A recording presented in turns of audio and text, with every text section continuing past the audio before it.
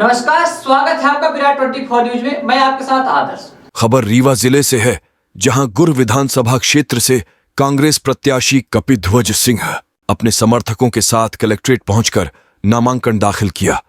नामांकन दाखिल करने के बाद पत्रकारों से चर्चा करते हुए श्री सिंह ने कहा कि गुर विधानसभा क्षेत्र में सबसे बड़ा मुद्दा भय, भ्रष्टाचार और अत्याचार है।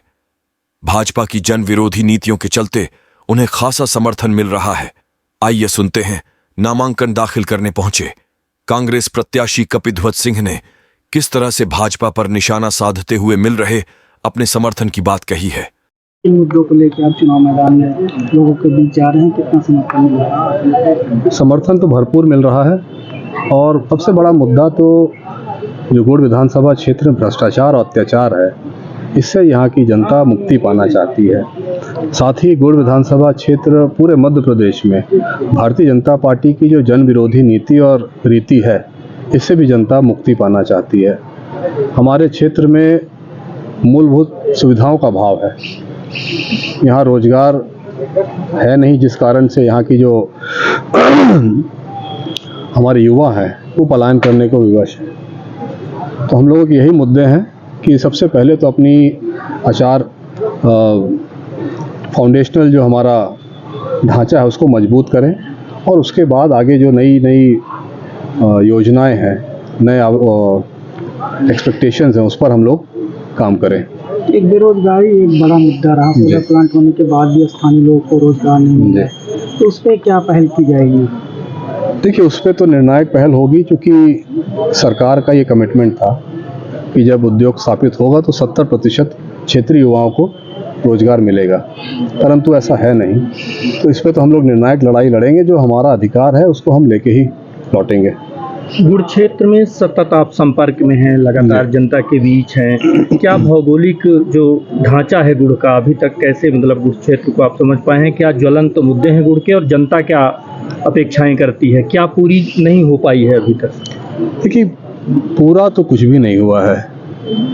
आप ये देखिए कि पानी, पेयजल एक ऐसी व्यवस्था है कि जो सबसे महत्वपूर्ण है, और गुड़ विधानसभा क्षेत्र में पेयजल का घनघोर संकट, जो हमारा तराई अंचल है, जहाँ पर खासकर हमारे हरिजन समाज के भाई बसते हैं, आदिवासी समाज के भाई बसते हैं, वहाँ पर पानी की कोई व्यवस्था नहीं है। किलोमीटर दूरों से लोगों को पेयजल की व्यवस्था करनी पड़ती है। बिजली की स्थिति ऐसी है कि 1 मिनट भी लगातार बिजली नहीं रहती है, ड्रिप हो जाती है। सड़क का हाल आप देख रहे हैं, स्वास्थ्य की व्यवस्था देखिए आप, शिक्षा की स्थिति देख लीजिए। कोई भी व्यवस्था जो जनता के लिए है वो सुचारू रूप से काम नहीं कर रही है, और भ्रष्टाचार होने के कारण, क्योंकि पूरी व्यवस्था भ्रष्ट है, तो जनता की कहीं सुनवाई नहीं है, किसी भी विभाग में जनता की सुनवाई नहीं है, और उसके कारण कहीं ना कहीं भारतीय जनता पार्टी और उनके जनप्रतिनिधि इसके लिए उत्तरदायी है। अभी जनसंपर्क में समस्या है, उसको लेकर देखिए, हमारे क्षेत्र में 2 तरह की एरा व्यवस्था व्याप्त है।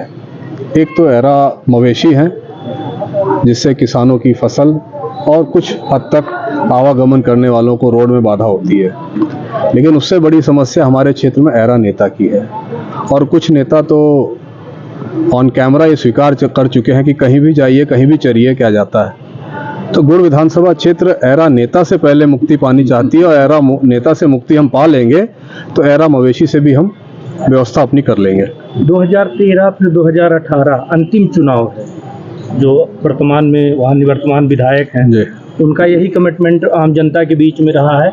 2023 से फिर मैदान में है, जनता के बीच आप लगातार जा रहे हैं, किस तरह से बातें जनता के बीच से निकल के आ रही हैं? देखिए, जनता को उनकी बातों पर भरोसा नहीं है, क्योंकि मंच से यदि असत्य आप बोलते हैं तो फिर आप पे भरोसा कौन करेगा।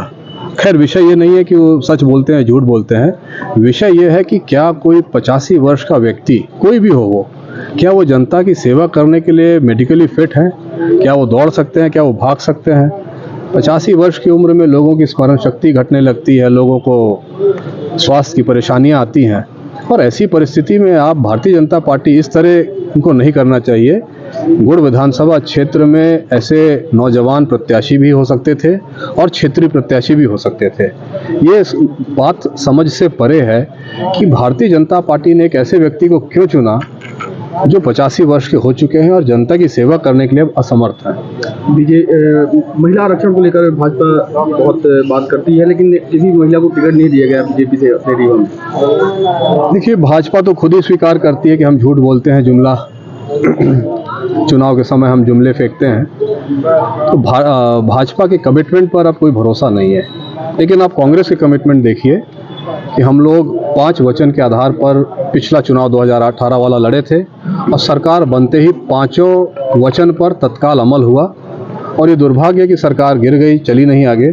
लेकिन वो सब मुद्दे जो जनहितैषी थे भाजपा की सरकार बनते ही बंद कर दिए गए।